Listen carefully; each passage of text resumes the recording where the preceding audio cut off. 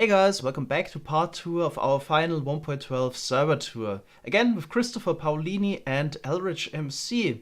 So in this one we're gonna explain how we got all of those illegal blocks in survival Minecraft. Like for example the end portal frame, which is very useful as you can just place them down wherever you want and create your own end portal for quick travel.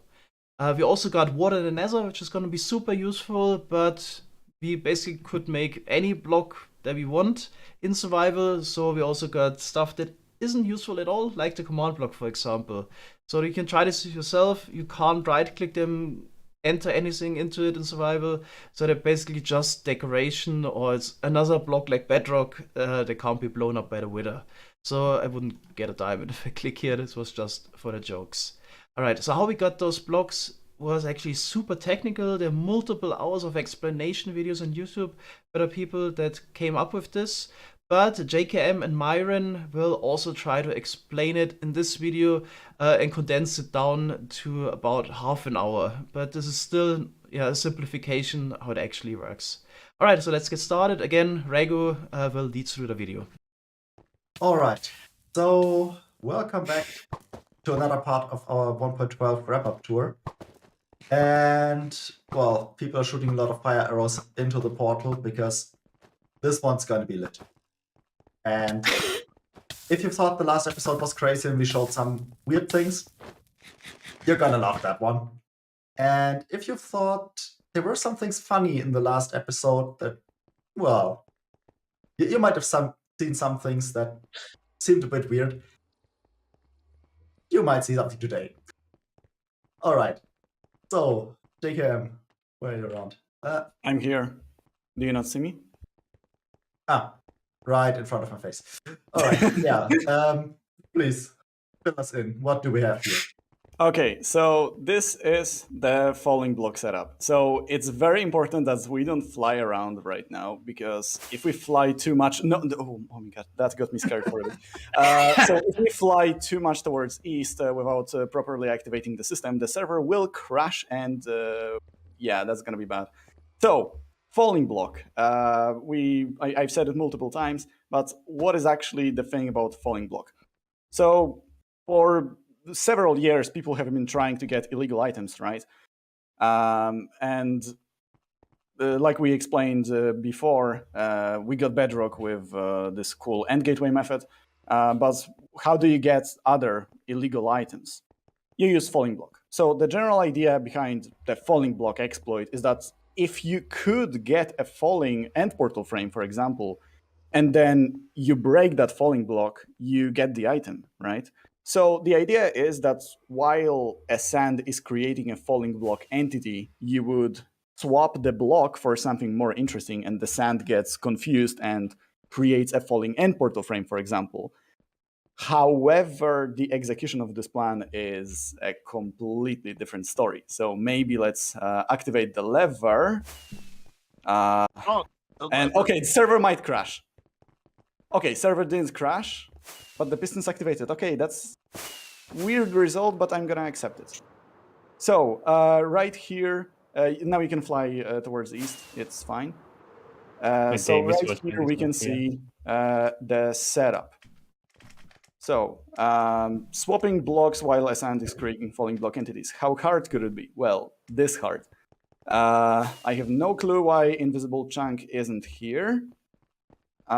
This shouldn't happen, but I'm honestly glad the invisible chunk isn't here, because otherwise the server would crash, probably. Could crash, sorry. Okay, so just maybe mention what is an invisible chunk. What do we mean by that? So under normal circumstances, right here, this chunk would be invisible when we flew in. And basically an invisible chunk is unpopulated chunk. So like Ragu mentioned in the previous clips, chunks generate in two phases. First, you have initial generation, which basically shapes the terrain, and in the Nether, basically the world would only consist of lava and netherrack. And then you have population of the terrain, which adds a lot of quartz, and for what is important for us, lava pockets. So if a chunk is unpopulated, which this chunk would be under normal circumstances, then this chunk would be invisible, and that's kind of weird. Why it isn't here? This may be because the setup is broken and I didn't know about it, but it's fine. We already got everything, so it doesn't really matter. So why do we need such a big setup for doing everything that I just said about falling blocks and swapping sand and so on? It's difficult because if you look into the code, you would realize that there is no way for a sand to swap for anything else. Like with the end gateway, we could extinguish a fire, which could trigger a gateway to generate, right? There is nothing like that with the sand code, which means we have to go multi-threading.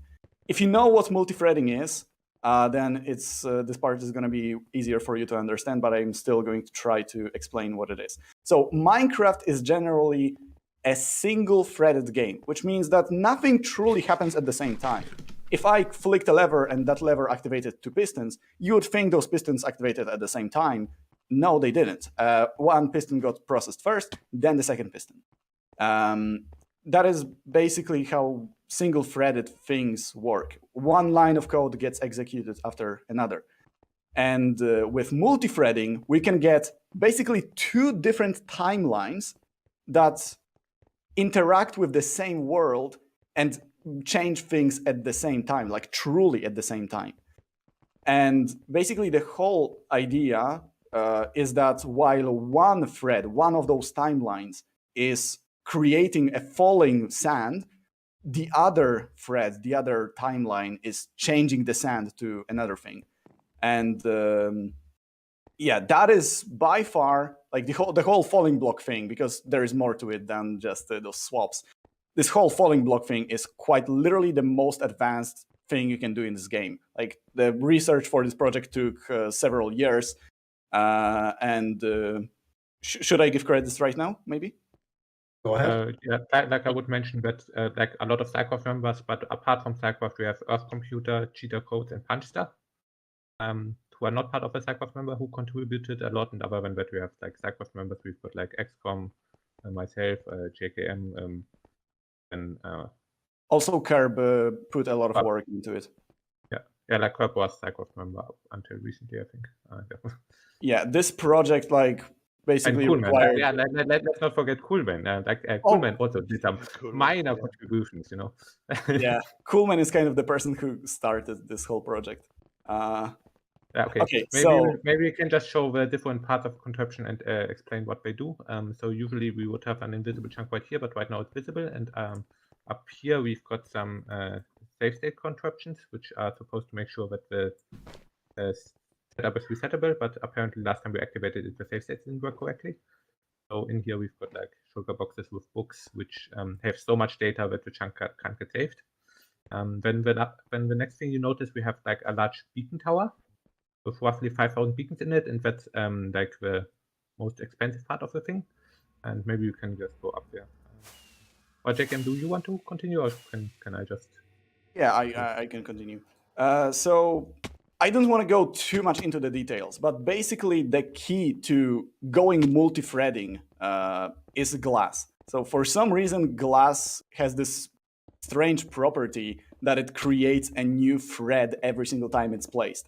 And we use this sand to basically reload this chunk on another thread. Like, we have no clue why glass is multi-threaded, but it is. And we need the beacons to slow it down a bit, so we get this very specific chunk to get reloaded from the disk. To get the async chunk reload, we need to unload a chunk on the main thread while the stained glass is checking for beacon blocks below itself. And for that to happen, we need to make sure that the stained glass threads are still alive while we unload the chunk, and for that we need to slow them down, and that's what the beacons do. But there's actually another part which also slows them down, which we could show with cluster chunk loaders if we want. Yeah, sure. So if we fly straight south, actually a bit towards southeast of the beacon tower, you're going to start seeing a bunch of chests and hoppers on top of the nether ceiling. So right here we have around 1,500 chunks that are that would normally be loaded by the chests, by the hoppers. So we need all of those cluster chunks to basically create this very specific type of lag that is slowing down the glass while it's checking for beacons. So you could fly around here for literally minutes. Like, this area is absolutely huge. So not every chunk is cluster chunk, but every chunk which contains a hopper is a cluster chunk. So like we make sure that the chunks containing the hoppers are permanently loaded, and the other ones get unloaded again after the first time. And like the chunks with the hoppers have very specific hashes, which make it so that they create a very specific kind of lag, which we need, and so that we slow down the glass thread without slowing down the main thread too much. Yeah. So this area isn't really necessary. Let's go back to the beacon tower maybe before it's necessary, but it's not interesting. Like, it's just large area with chests and hoppers, but it's very necessary. Like, technically it isn't. Like, I got a chunk swap with like 20 cluster chunks. Well, you need some cluster chunk. Like, you have terrible chances of getting it. So one thing we should mention is that there's a lot of randomness with everything. Like, even if you do everything wrong, you have a very small chance of getting the 18 chunk reload. But if you want to get it consistently, then you need to do a lot of work. Okay, so should I continue? Please. Okay, so we are back here. So you are also, so you can also see a bunch of observers, and those are very necessary. So in order for all of those falling block exploits to work, we need a bunch of blinking observers that are blinking on a different thread. So observers are the best way of doing it in survival, because they create an insane amount of lag on the async thread, which is very useful. Basically, we have we have infinite time from our perspective to perform all of our exploits. So if we fly up here to the platform with diamond blocks and where the observers are pointing, this is where all the actual falling block magic was happening. So yeah. Basically, if we go down here, you're going to see that we need, first of all, a palette of blocks that we want to make fall, right?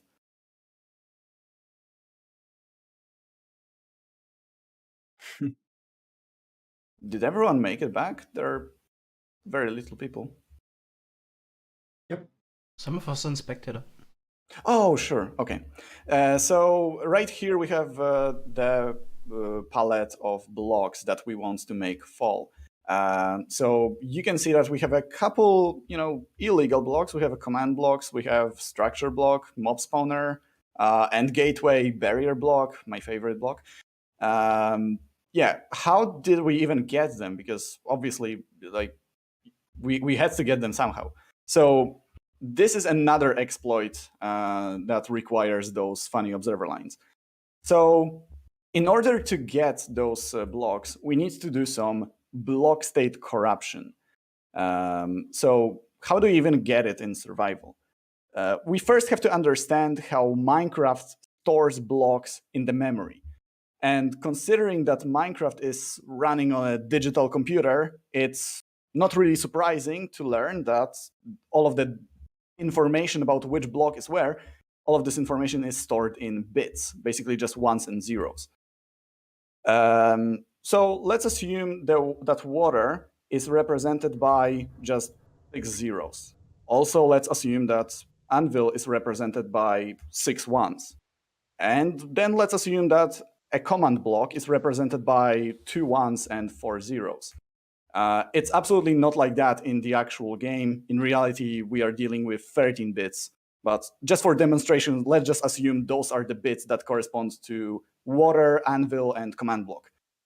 So as you can see, if we combine the first 2 bits from the anvil with the 4 last bits from the water, we are going to get command block bits. So the way that we do it is that we would normally have an observer line running basically here. Basically, just the end of the observer line would be blinking here like hundreds of thousands of times per second on a different thread. And while this observer line is blinking, we would also have an anvil drop into water in this location. And when the anvil lands into water, basically anvil has to directly replace water, and the observer line is running here, we have a chance of actually corrupting the block in this position, and the game is gonna just think that there is a command block because those bits now correspond to a command block. So that's how we basically get all of the blocks. So each one of those illegal blocks has its own very unique recipe. So like I said, command block requires you to drop an anvil into water. But the repeating command block, on the other hand, needs you to replace a grass block with a grass path. So basically, you would be standing here, placing grass and turning into a path, while an observer line is also running in a very specific spot. And basically, each one of those blocks, those illegal blocks, has its own unique recipe. And I just quickly want to also mention the terrible recipe that is the barrier. So the recipe for barrier is an upside-down blue shulker box replacing a top part of a double tall grass. I'm not making this up. This is actually the recipe. Did you even figure that out? Is it just looking at the game code, or? Yeah, Myron? pretty much. Yeah, it's about looking at the game code. And like the word tearing bug which we used was discovered by ToName. Like he looked at the way blocks get stored in the game, and he noticed that you can modify it with async observer lines. Like if you have an observer line running on a separate thread, then we should just mention this kind of breaks the whole game. So like if you do the trick with the beacon tower and the cluster chunks to get an async thread into an observer line, then the whole game is first completely broken. And when if you just have them blinking somewhere and then replace blocks by different blocks, then you can get very weird blocks. So if you just have some async observer blinking over here, then replace like double tall grass by a downwards facing blue shulker box, then it can just give you instead the wrong result and give you a barrier. And you do that by looking at the code and then also like at the way blocks get stored in the registry palette. So we have like a text document which lists like all the binary block IDs of all the blocks in Minecraft. Then you can look which block IDs you can combine, because you can basically always combine the left bits of any block ID with the right bits of any other block ID and merge them together. Like it's basically a new crafting system, and it's easy to find recipes. Like there are actually many recipes for barriers, but like the double tall grass and blue sugar box one is just one of the ones which is feasible in survival. Like most recipes for with which you could create barriers are like impossible to carry out in survival. For example, there might be a recipe where you would replace like concrete powder directly by a diamond block or something, but there's no way to do that in survival, so that's not a recipe which is useful. Yeah, it's actually kind of important that the replacement has to be instant. We can't have, for example, an air block in between the replacements. So yeah, we basically had to apply this method, this word tearing thing for every single block. Oh, someone broke the structure void. RIP. Oops. Didn't realize there was something. My bad. But it's a copy, so. Yeah. So basically, that's like step number 1, get the illegal blocks. And step number 2 is to make them fall. So now, when we have this nice palette of illegal blocks, we can also arrange a couple of falling blocks right next to them, which we will then use up there. If we go up the stairs, yeah, we have basically a mock contraption of the generic method setup. So it might look really simple. It's just a pulsing piston. It's just a pulsing piston. However, it's all necessary to get the command block. So, like I said before, you need to have a falling block. Try to create the falling block entity, right? So the concrete powder has to try to create a falling concrete powder, and while that is happening, you also need to somehow replace the concrete powder block with your illegal block. Let's assume we want to get a command block or whatever is marked by the pink concrete powder. Pink concrete powder currently corresponds to end portal. Okay. Okay, that doesn't really matter. Let's assume that the concrete powder corresponds to a command block. Actually, you know what? Let me just replace it so we are not. We are all on the same page. And anyway, to make it fall, what you don't need just one observer line. You need 2 asynchronous observer lines. So you need to perform the whole game-breaking chunk swap two times to get 2 different threads in async observer lines. And then you have like the main thread and 2 threads running at once. And once you have broken the game that much, after that you just need a single piston clock to make blocks fall, because at that time the game is so broken that a single piston clock is enough to do everything you want. So let's actually explain exactly step by step how and why it works. So when a piston retracts, let's just look at the retraction. Well, it's obviously going to pull all of the slime block structure, but as I said before, nothing in Minecraft truly happens at the same time. Like those blocks don't move exactly at the same time. So you shouldn't say that when you explain that. You shouldn't say that when you explain a contraption which uses literally 3 threads. Like on the main thread, nothing happens at the same time. But okay, let's not interrupt ourselves, Myron. Okay. So basically, the first thing that happens when this piston tries to pull this structure is that the end stone supporting the concrete powder gets, let's just call it, gets moved. It's not truly moved, but let's say it gets removed and it gets moved, right?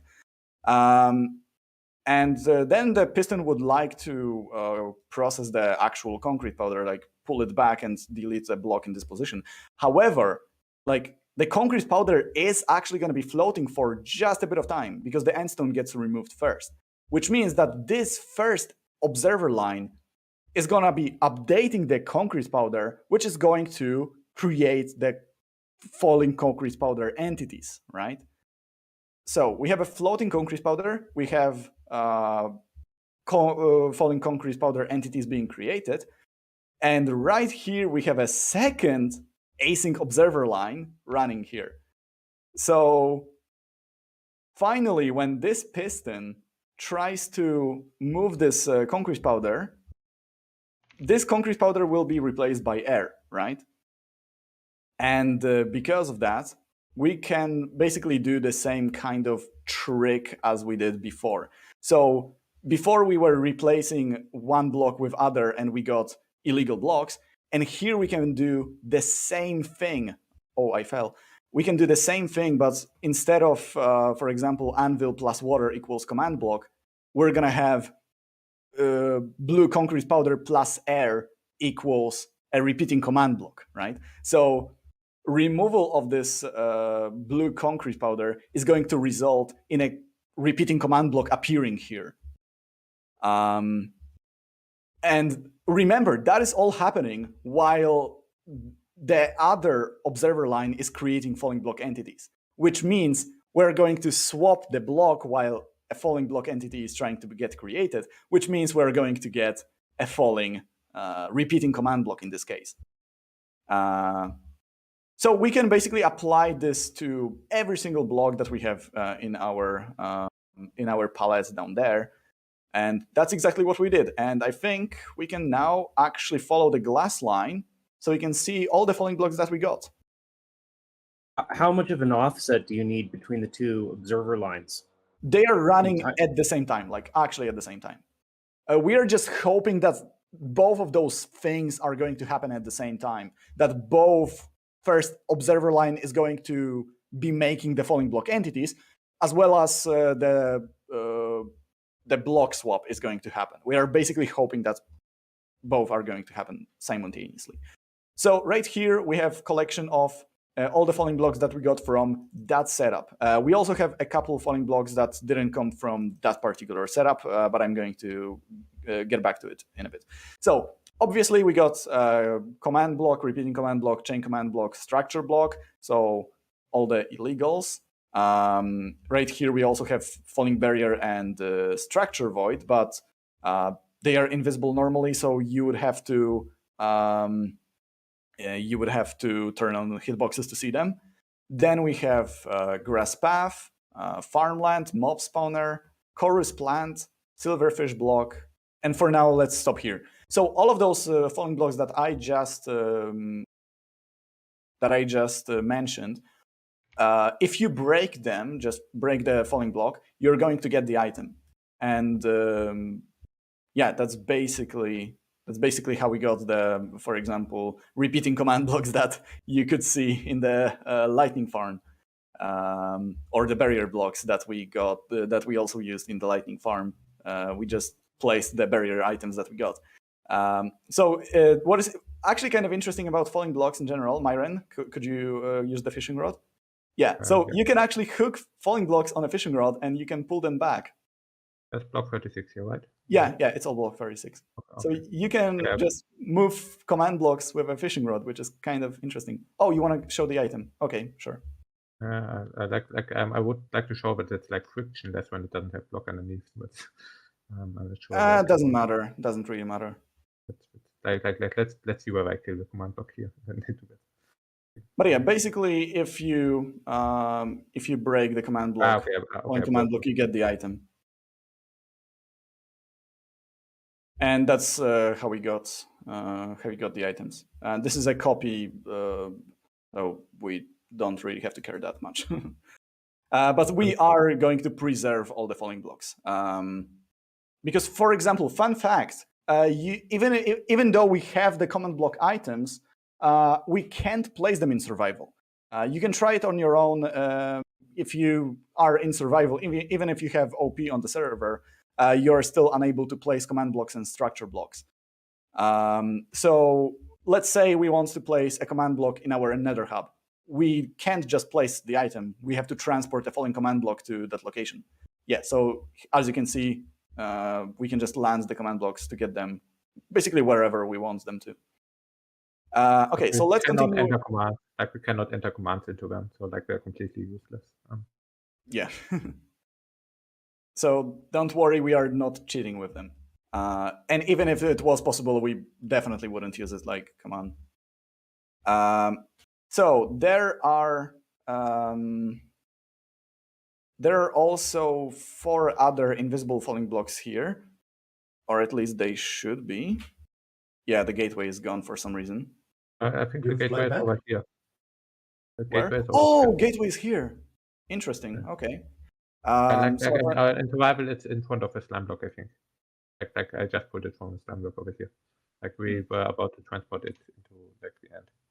Okay, so yeah, we also got a falling end gateway as well as falling block 36 and Nether portal. End portal. So falling end gateway is going to be very useful for creating hyperlink connections. I'm going to explain hyperlink later.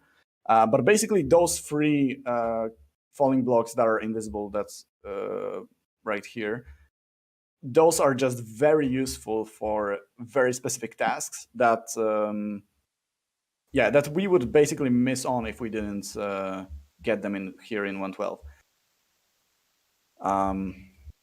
I think we can also show a falling Nether portal. It's like bracket for construction.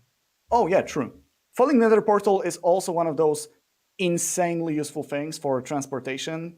Once again, it has to do with hyperlink, which I'm going to explain a bit later. So if we fly back to the setup area, we can see that we also got a falling Nether portal. Fun fact: falling Nether portal is the only known way to get a Nether portal in the end. So that's also a unique thing about this one. And over here we've got a broken contraption for creating player heads, but it's not so important. The contraption isn't even here. Maybe water should be important. Oh, true. Yeah, let's actually address the elephant in the room, which is water in the Nether. So obviously, if we can create command blocks, I'm up there. Oh, right, we have 2 waters in the Nether, right? Yeah. So obviously, if we can create command blocks, like water in the Nether is a piece of cake. So basically, how do you create water in the Nether? You drop an anvil into lava, and that creates water, which we later actually needed for the command block setup, which is kind of funny. So the water in the Nether is going to be useful in the later versions. Right now, it's kind of useless. You can just make a cobblestone generator and fail at it. Oh, you need the water to create the command blocks and the end gateway and the structure void. Exactly, water was very useful for creating weapon blocks because a lot of word-having recipes use water in them. In 1.13 plus, where you can actually move water in the Nether using kelp and waterlogged blocks. So yeah, we'll see how much we'll use it, but it's definitely going to be useful in some way. Spread water, not move. You can just move water with waterlogged stairs. Oh yes, sorry, yeah. But we could also freeze it right now. Not sure. If frosted ice melts, it's not actually going to create a water block. Oh, okay. So then waterlogged blocks, we can move it. Yeah, right now in 1.12 it was only useful for creating command blocks. In 1.13 it's going to be useful for maybe a fast cobblestone generator, perhaps. Like if you want to move, are you going to use it for item transportation at all, or storage systems in the Nether? Definitely is the plan, yeah. I have a couple of questions. Yeah. First of all, how much time does the falling sands you guys show the like here? How much time are there until they die? Because you can't have the falling sands unlimited time, right?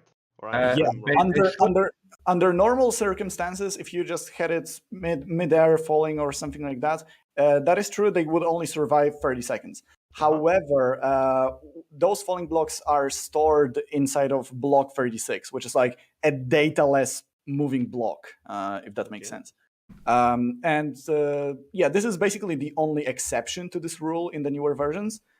So if we want to preserve the falling blocks, we have to keep them on those block 36s. Yeah, always in block 36 and always on ground. If they are not on ground for a single game tick, they also die. But it's actually possible to still move them around on flying machines while always keeping them in block 36 and always on ground. Like you don't need to use stateless block 36, you can just use a simple piston extension to like keep them for 2 game ticks, and in a piston clock you can also preserve them. So you can still move fallen blocks around and keep them alive in your versions, even though you always have to keep them on ground in block 36. Okay. And second, please Mojang fix that bug. That's the falling sand bug for moving across dimensions and that stuff. Yeah, we can freely move the falling blocks into the end and then from the end to the overworld. Yeah. And the second reason we actually got falling block in the Nether, well, first one was obviously good to get water in the Nether, right?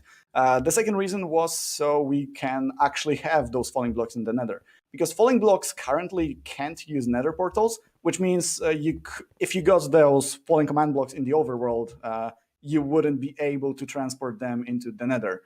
It just would be impossible. So if we are in the Nether, we can just have them here, and we can also send copies of them through an end portal, and yeah.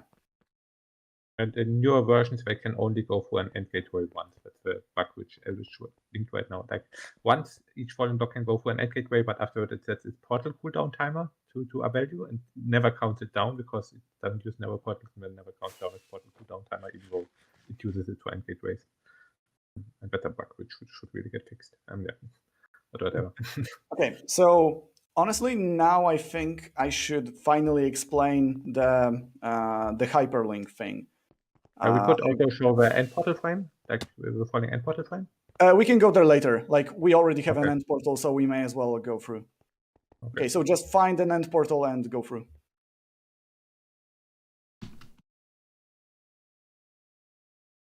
Or make one, true. Make one. No, there is an end portal next to all of the falling command blocks. Falling blocks in the Nether, so you can just use that. Another question: are you guys planning on making falling sands of other cool-looking blocks, like for example cobblestone farming block or grass block or mycelium or something like that, or just No. No, each one of those blocks, like getting each one of those falling blocks, is already a huge time commitment. Yeah. It takes like from 5 minutes to 1.5 hours to get those falling blocks. It's very random. Like it's basically, random we only got the important falling blocks and a couple silly ones like this falling unlocked hopper. It's very useful for triggering storage tech people. The anvil, the hopper looks cool. I like it. So Uh, once you have one of the falling blocks, do you just dupe it then? Yes. yeah, Yes. we have to. You can also dupe it with end portals. So like in 1.12 we dupe them with save state books, but in newer versions we don't have a good duplication bug for the falling blocks except for the end portal duplication bug, which doesn't really dupe them, but just allows you to place them down while keeping the falling block. So in newer versions we will not be able to get more falling blocks than you already have, but we will be able to place down the falling blocks without losing them. So even though we just have a single falling Nether portal, we will be able to place down as many Nether portals as we want in the end, and we still have our falling Nether portal basically. Yeah. So about the falling Nether portals in the end, it's a not really known fact. If you have a Nether portal in the end and you go through that Nether portal that is in the end, you're going to be teleported to the Nether with your coordinates divided by 8. Which means that if you then take the Nether portal in the Nether to go to the overworld, you're going to get teleported to the same coordinates where you started in the end. And using those gateways that we used before to get to the world border, we can basically create permanent connections to any place, wherever in the entire world, and you can get there in 20 seconds. We can go to the overworld world border maybe? Yeah, so let's actually take the same gateway that we took before and go to the overworld border. So take this gateway and just walk through the gateway in front of which you got teleported to. And don't die to the Enderman again. Yeah, look down, look down. So, yeah, okay, we should wait for everyone to arrive. I would just say we go to the overworld world border. Let's go for the Nether portal. Yeah, so now if we take this Nether portal that we have placed right here, you're going to be teleported to just random coordinates, well, not really random, 3.7 million blocks in the Nether. And then if you take the Nether portal that is conveniently placed here as well, you're going to be teleported very close to the overworld border. So if we fly just northwest, we're going to see the border is here. Be aware of the update suppressors, so don't place random stuff. And as you could see, we got there pretty quickly. And basically with a really good hyperlink connection, you can get from anywhere in the world, in any dimension, to another place in any dimension in under 20 seconds. Which is insane, absolutely insane. So that is awesome. Yeah. And that's the even faster version of how we originally got to the world border. Maybe we should also explain that briefly. Oh yeah, the initial method. So there is this bug in 1.12 up until 1.15, I think, where if you go through a portal while technically looking into a trapped chest, you will get teleported to the Nether, but you will keep your overworld coordinates. So I don't think we should try it right now because it requires update suppression and it's kind of scary. But basically, if you were to interact with this trapped chest and go through this Nether portal, you would be teleported to the Nether border because you would keep your overworld coordinates. And that's basically how you can get to the world border in 1.12 very easily. You just start somewhere close to the to 0.0. You build one of those update suppressor machines. You suppress yourself while going through the Nether portal, and basically with every step you multiply your coordinates by 8. So 6 or 7 jumps, you can get to the world border. But obviously, we prefer the gateway method because it's just super fast and it doesn't require update suppression, which is always kind of risky. We can maybe also show the bug with the end portals that we can go to the end border again from here, just through the end portal, by getting pushed by a piston below the end portal. Nice bug. Where do we have an end portal? We have an end portal we have an end portal next to the update suppressor, like the one you used to get to the end border. Wait, where? I see. East next to the update suppressor. To the east next to the update suppressor, there's an end portal, and there's also like a small hole with which you can go below the end Oh, portal. true. I see it. Yeah. Like that's the end portal you use to get to the end border in the first place. Yeah, so it's also a very interesting bug. So if I stand here below the end portal and I push myself with a piston, I'm going to be teleported to the end, but for some reason, I'm going to keep my overworld coordinates. So you can try it yourself. Just stand below the end portal and activate the piston while you are next to the piston. So what happens is that you first change dimension, and then the piston still pushes you, and the piston pushes you to like its coordinates basically, and then you end up at the coordinates of the piston inside the end dimension. We already made it back to this corner here. And like this is how we initially got to the corner to then generate the end gateways. And so we used the multiply by 8 glitch with the update suppression and the trap chest to get to the overworld world border. Then used the glitch with the end portals to get to the end world border here, and then we set up these end gateways here. Like we first naturally generated an end gateway, and then we pushed the falling blocks through the naturally generated end gateway to place like the Nether portal here and the other gateway. Okay, everyone teleport to Myron. So about the hyperlink. So we are going to go far away, and like we are definitely going to make a hyperlink connection to the new main storage area, just so we don't have to fly in the Nether like 12,500 blocks, you know. But we are definitely not going to rely on it because it's very difficult to work with those falling blocks in the newer versions. Okay. And so it's not something that we want to rely on, but we are definitely going to use it. Okay, and this is another falling block setup, but here you can just fly in because it's all dead anyway. Like it can't crash your server because we already lost all the save states. So this was the first falling block setup ever, and like it is not a general falling block setup, but this was specific for end portal frames because at the time we didn't know about the word tearing and the block state corruption and how to create the command blocks. So we just got like a falling end portal frame from a stronghold. So, basically, we had like a sand at a position and then generated a stronghold there while an asynchronous observer line was updating with sand, and then it got replaced by an end portal frame. And it's more complicated than that, but that's how we got like a falling end portal frame, and the falling end portal frame is still sitting on sand. Like we saved it and when we broke it and got the item, but like the falling end portal frame is still there. And if you look at the stronghold, you can even see that like in the end portal in the stronghold, there's exactly one end portal frame missing because it fell down. Yeah. Also, I wasn't quite there, but since game glitched out a bit. Well, what a surprise in this episode. But like this contraption is actually much more complicated than the contraption we showed in the Nether. Because like we did the first falling block setup. Like after that we found out a ton of simplifications and so on, but like this is the first thing. And this is a super complicated contraption which manipulates like 3 different global flags, like Wisdom does power flag, instant falling, so like you can't actually just have sand at the position where the end portal frame generates right at the start, because when the stronghold generates, the first thing it does, it fills the whole room with air.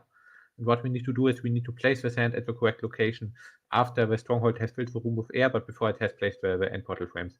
And so what we do is we have some observers which detect when the room gets filled with air, and then activate like a stand of sand with Dragon Axe, and the Dragon Axe uses the battle breaking trick to break the part of the floor of the stronghold, and then like sand falls into the stronghold room, and then we turn off the instant falling flag by populating another chunk which gets save stated, and then we let the async observer line go over here, and then like we get a falling end portal frame at the end.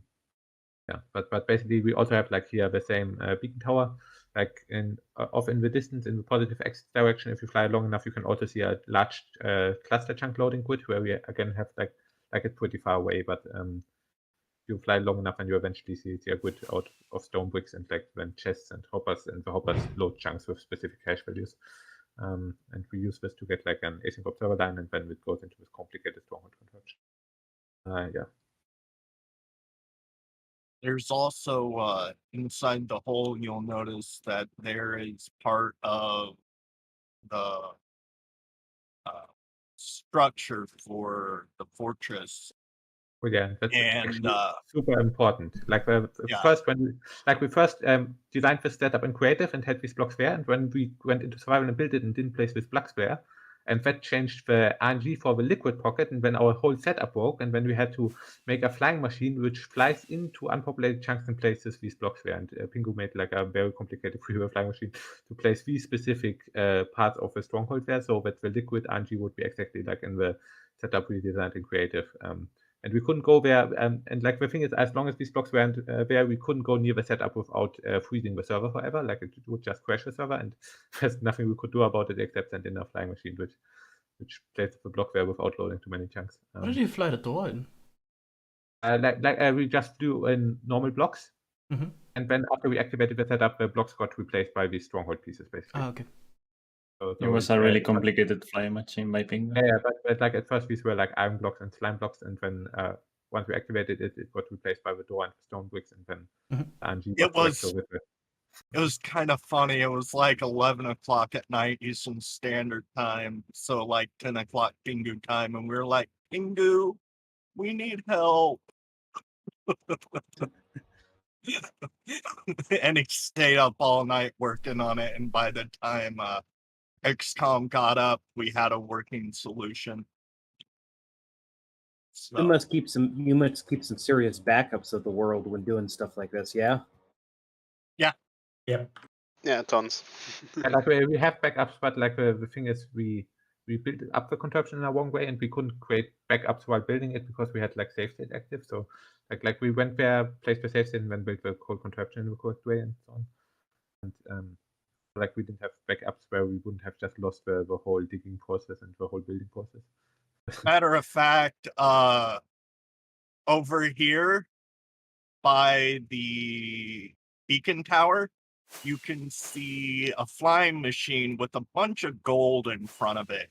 And that's because there was a beacon that was right over top of where those 3 parts of the structure needed to be.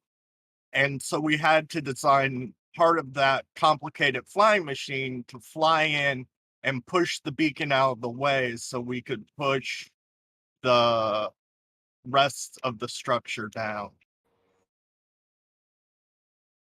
Wow. What a project.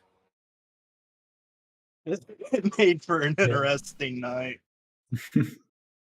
And for those who could actually follow, congratulations. That is certainly a very complex project and not very easy to understand, but as you could see here, a lot of people here have some very fond memories of it. Yeah, there was a ton of time being spent on that. And yeah, we got end portal frames, so that enables a lot of very convenient things. It's not exactly breaking the game. Well, okay, we have already broken the game, so who cares? But yeah, it definitely allows for much nicer travel. But by now, there's not really a reason to build this contraption because the contraption whenever is much simpler, and like the contraption never could auto give you a falling end portal frame. This is right now overcomplicated. Like this is already outdated technology, basically. Right. So should we go back to spawn tower? Yep. Let's head back to spawn and wrap up some things there. Oh, maybe the guests have some questions. I mean, the problem is I don't understand this on a technical enough level to ask the most interesting questions. It's just amazing. I mean, also the fact that you're using gold blocks as building blocks is amusing. But in the Nether setup, we actually use diamond blocks as building blocks. I guess you need to use gold blocks or the machine doesn't work, right? No. no, Yeah. the gold blocks are not necessary, but I know. Yeah, of course we need to. Yeah. but you need beacons. It's so funny, but you need actually 5,000 beacons. You don't actually need them. Right? No, you need some beacons. Like you can't do it without any beacons, and like this is the most reliable way to do it. Yeah. Um, Well, if you want to do it reliably, okay, let's go with that. And like the thing is, like Crop and Cheetah Codes did a lot of tests of chunk swaps without any beacons, and they didn't get a single chunk swap in 4 months or something. Which is weird. Like the second I applied more cluster chunks, I got it instantly. They just had like something like a few hundred cluster chunks, I think. Oh, that is absolutely not enough. Yeah, like how are they supposed to know it, right? And like the only reason they didn't use beacons is because they didn't know that they could be placed near unpopulated chunks, so that the invisible chunk technology wasn't there. Otherwise, we could probably would have. Guys, So what are the uses you think they're going to be for the falling blocks aside from like the hyperlink? What do you think is the most useful bit out of all of this? Definitely being able to place end portal frames wherever you want. Yeah. Travel. And also there's a general convention that it's okay to duplicate unobtainable items. So like you can't duplicate diamonds because they're normal items, but it's generally considered okay to duplicate like spawners or something, or like barriers. Like once you get them after all process, you can duplicate them, and then they're cheaper than other materials. So you then have like then get XP by duplicating spawners and then mining the spawners. So it's well thought out, but. I still think we wanted the most were definitely the end portal frames and water in the Nether. Don't think command blocks will be too useful and so on. Technically, farmland and grass path would also be kind of nice, but we probably won't use it. So you could place those down directly, so you don't need to use a shovel or a hoe in the dirt block instead. I mean, we could also make some kind of like convention that whenever you need a shulker of path blocks, you have to throw out a shulker of grass blocks or something. But on the other hand, it requires us to dupe those items. I mean, I already duped a couple 100,000 of each one of them, so... Okay, so this was part 2 of our final 1.12 server tours. In part 3, we're gonna show some of the farms we built in the last 1.12 years, like the giant mushroom farm that we've been working on for ages. It was almost 2 million blocks to place, but we got a couple more technical farms, like a fast red mushroom block farm. Still need to record a little bit for that. Hopefully you can get it out next Sunday. Alright, thanks guys for watching and see you next time. Bye bye.